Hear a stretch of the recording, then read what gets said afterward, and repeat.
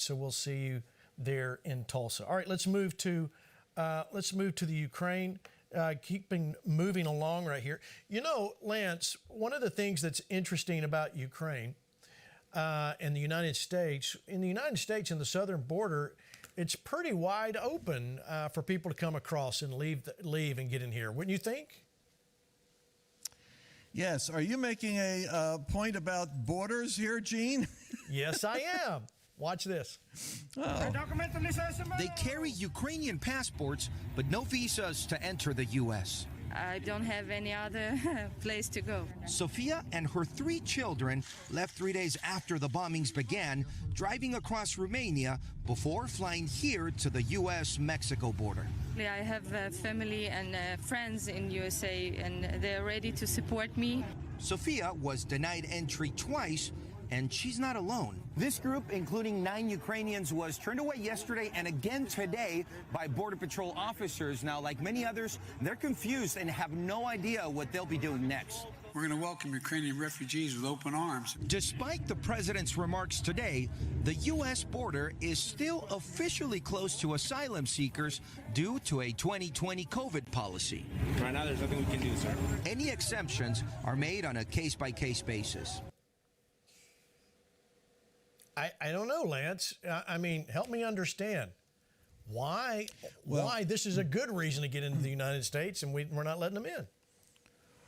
Yeah, well, they're just doing it the wrong way. They need to contact the drug cartels, and if they'll pay $400 a person, they will get them in. And actually, we know there's several nonprofits that work for the left that will get them a bus ride to any major city.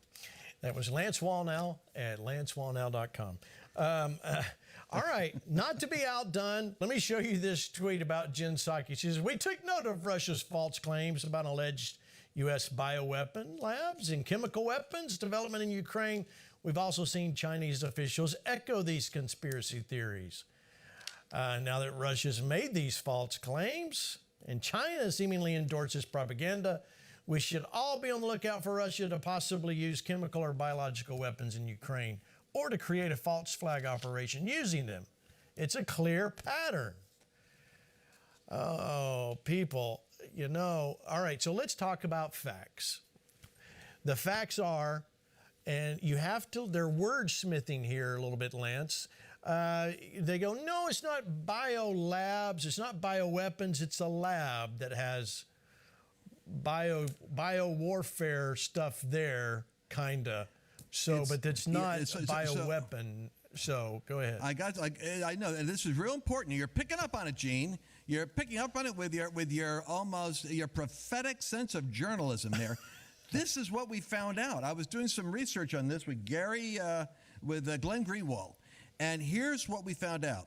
That there is an article of convention that restricts, get this, you talk about these guys in Washington, it restricts the United States and any nation from doing bioweapon research because that means you're creating a potential weapon out of your research.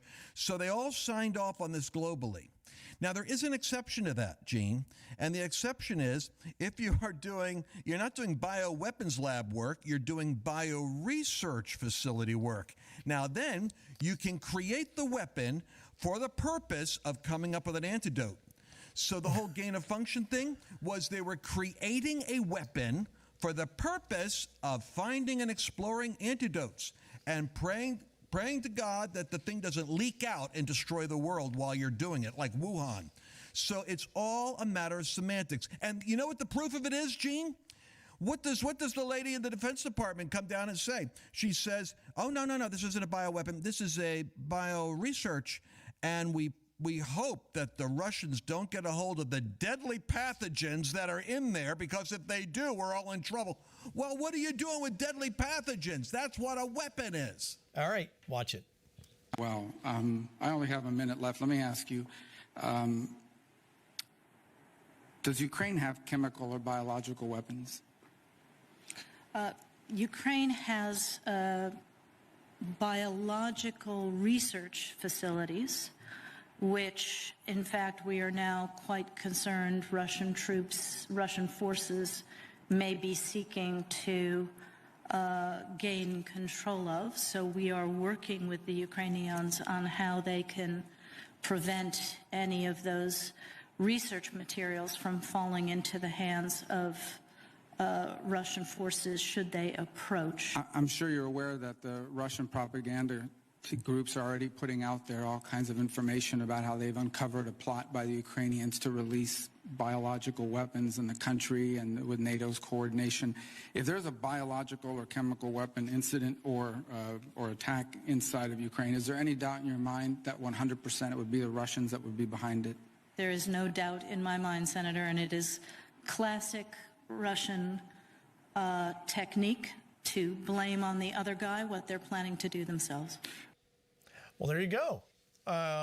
You know, Lance, I don't know why you're always picking on these guys.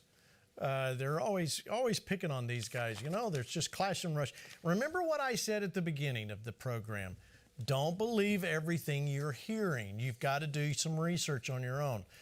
And you know what? What are we doing with 13 or 20 labs over there in the first place? Yeah, you listen to the crazy explanation they got. They say, oh, we got the labs there in order to clean up any potential bad biology over there. So how long does it take? 17 years they've been doing this? Yeah. And where is Anthony Fauci? Where is he? I really wonder. Is he? I don't know. Where is he? Where is he? He's with Jimmy Hoffa. Anyway, all right.